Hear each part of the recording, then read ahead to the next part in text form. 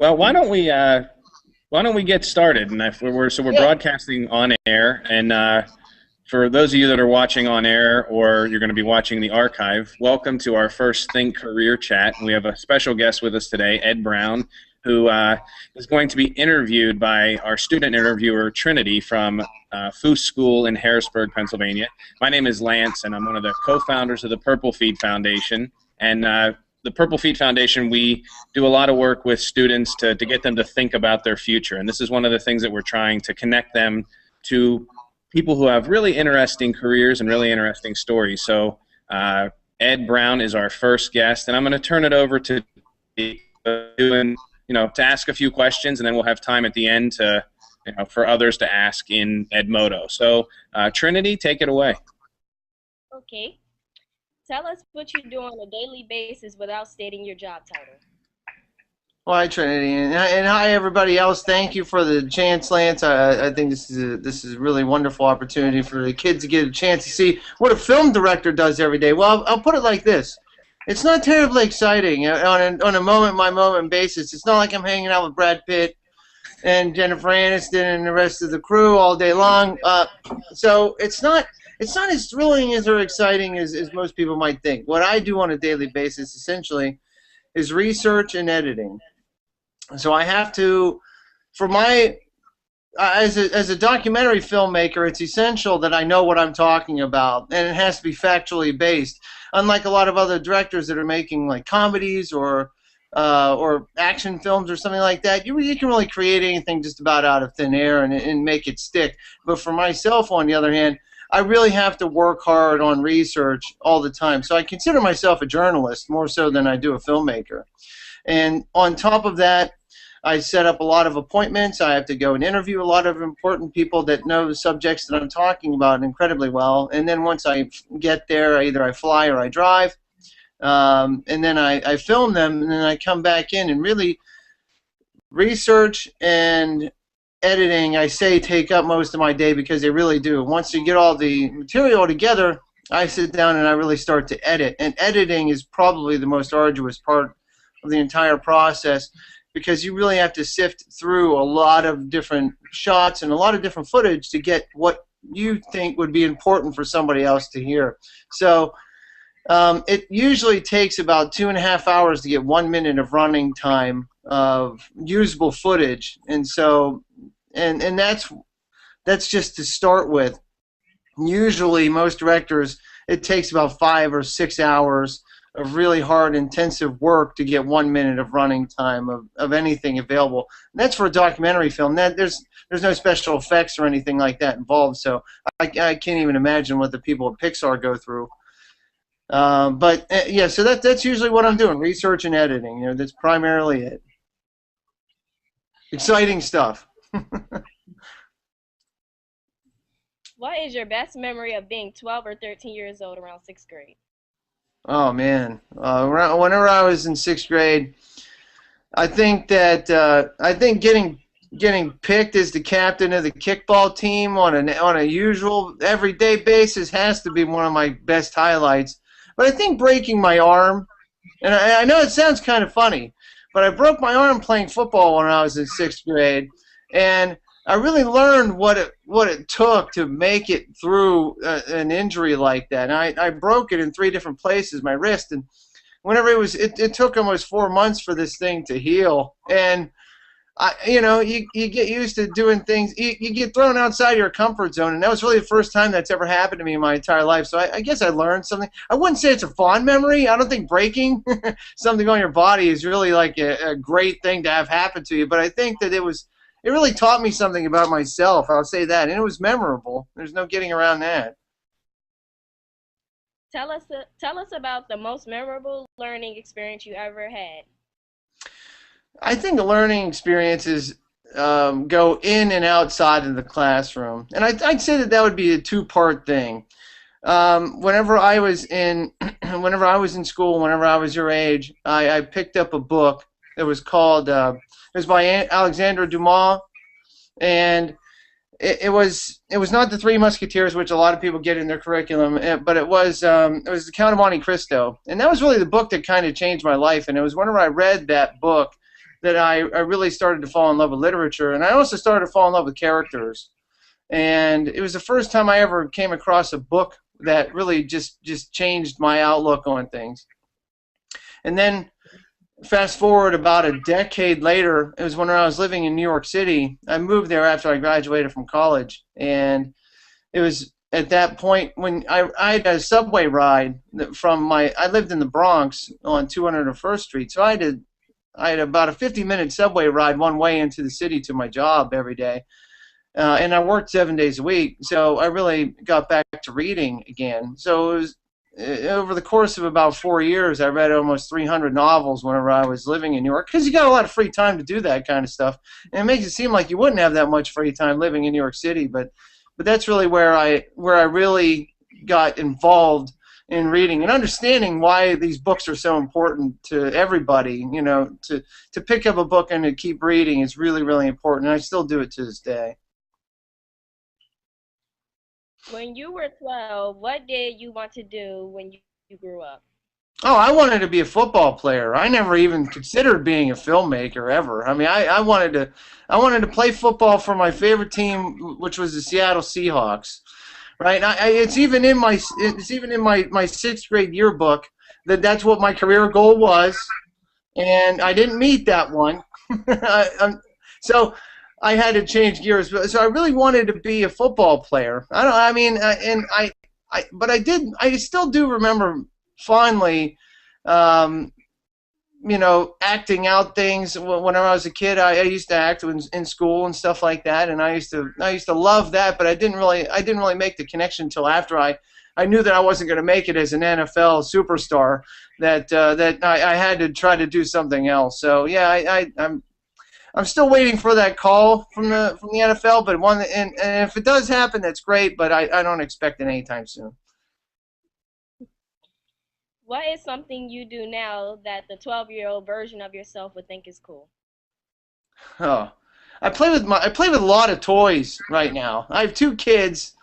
My kids are 4 years old and 2 years old, and my 12-year-old version of myself, that's exactly what I would like to be doing. And thankfully, since really what it comes down to, as a filmmaker, I live in a world of make-believe anyway, and I really like that. You know, you're kind of inventing all the time. And whenever I started having kids again, I was like, oh, this is great. I get a chance to play with toys again, and a whole bunch of them all over again. So I think my 12-year-old version of me would sit back and look at my son's toys and be like, man, this is what I'm going to be doing all day long. Forget about anything else. I'm just going to screw off and just play all day. And that's what my son and I... Admittedly, I'm supposed to be working all day, but I do take a departure at times to pick up some toys and screw around with. Yeah, so that's pretty much me. I'm a kid at heart. What learning experience in school or in general helped you prepare for being successful? Well, I think that the one thing that, and I'm sure your teachers do the same thing for you there. The one thing I think that would best prepare people to do is to sit back, and I think it's a vantage point. Whenever I started, I changed my perspective on things whenever I made it into college, because I sat back and I looked at learning like it was a chore.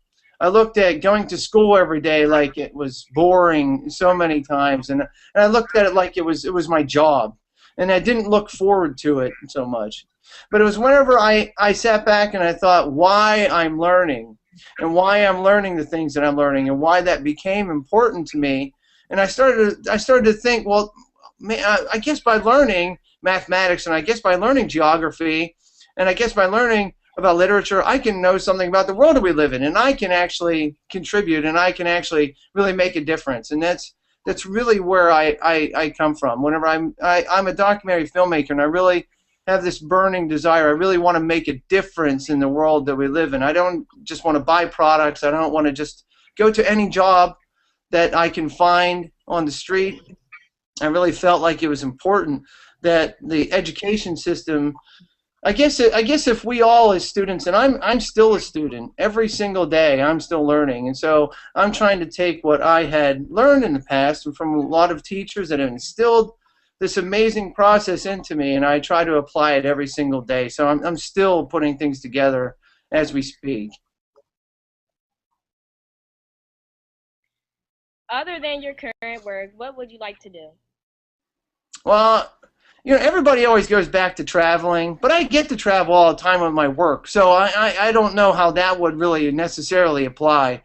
What else I would love to do?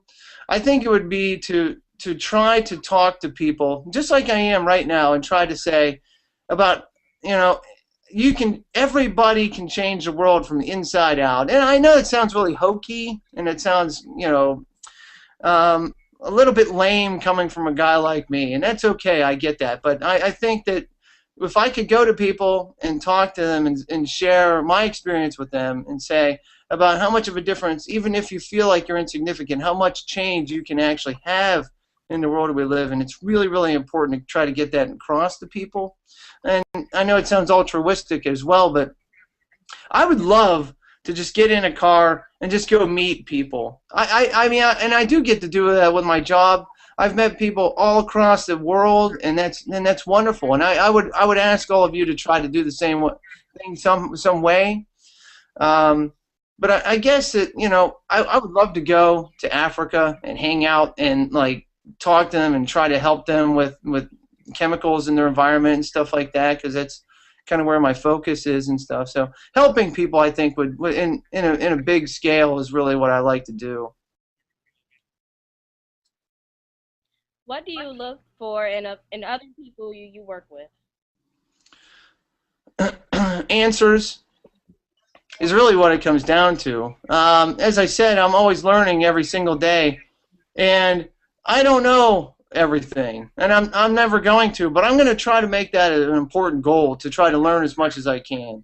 So whenever I call up somebody that's a researcher, or that's somebody that is studying genetics, for instance, I call them up, they sound like they're pretty boring on the phone, but whenever I get in front of them, I find that I'm right back to where I was at 12 years old, and I'm learning again.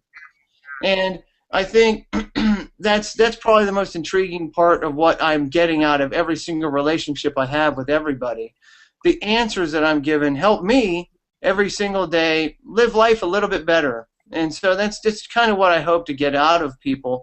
And I hope to give a lot too. What is the biggest challenge you face in your work, and how do you handle it? Believing what I'm saying. I think that's probably the biggest challenge that I have, is that most people feel like credibility is sometimes an issue, and I can understand how that is. So that's why I rely on somebody else's credibility in a documentary film to give credence to what it is that I'm working on. I'm currently doing a film that's called Genetically Modified Movie, and it's about how we're altering the planet as far as our plants are concerned, and our animals as well. And ourselves. And so I think the biggest challenge is that there are individuals out there, in industries out there, that are going to push back and resist against presenting factual information. So let's just say, for instance, you have 6 different major news broadcasts every single night, and you say, well, which one of those are credible? And that can be tough to understand. That can be tough to know who you can trust out there. And so I think that the resistance that I get often from industries that I'm just trying to present a story from, I mean, that can be very, very challenging, because when you think about a billion-dollar industry that does not want sometimes some factual information to be uncovered and to be presented, they can sometimes be a little bit sensitive to that, and I understand it, but my job as a journalist and filmmaker is really to dig and, like I said, research and uncover the truth, and then show it to you so you can make better decisions. What makes you happy? Oh, my kids, my wife. Waking up every single day, knowing that I used to work with a guy who said, I used to ask him, I said, how you doing today, Rudy? And he said, I'm upright and breathing, so everything's just fine. And I think that's a vantage point that I could appreciate. I think that watching movies, as you would think, really does make me happy. I was just watching some movie trailers Did anybody else see the new Superman trailer yet? The movie looks outstanding. Anyway, I can't wait for that, so I get happy about movies coming out and stuff like that. Christmas and the holidays. That I see the Christmas lights in your classroom. They look great, by the way. And you know, stuff like that. I mean, I guess I'm a simple person in many respects. I just appreciate. And again, that sounds hokey, but I try to appreciate every day as much as I can. So, being happy is a state of mind. What are you most proud of and why? Oh, you know, that whenever I saw that, I questioned. Now I hear it. I sit back and I kind of take a moment and I think, what am I most proud of? It would have to be watching my kids grow up differently than the way that I did. You know, it's not that I had a bad childhood or anything like that. I just look at my kids and I'm trying to change their viewpoint so that they can maybe see things a little bit differently later on, and maybe not have to work as hard as I did to see things the way that I do. And whenever I listen to my daughter laughing, whenever my daughter tackles me and she jumps on me and just kicks me as hard as she can into my stomach so that I can't breathe, I think that kind of stuff, you know, can get. I don't know. You'll find out one day too that you'll appreciate those kinds of moments as well. And now for 60 seconds of sixth grade silliness. Oh, awesome. Twilight or Hunger Games? Oh, Hunger Games. Favorite school lunch? Peanut butter and jelly. Who would you play in a movie version of your life? King Kong. Your favorite Taylor Swift song? Taylor Swift? Oh man, what's the one that did she run a key down somebody's truck? Was that her? No, that wasn't her. Okay,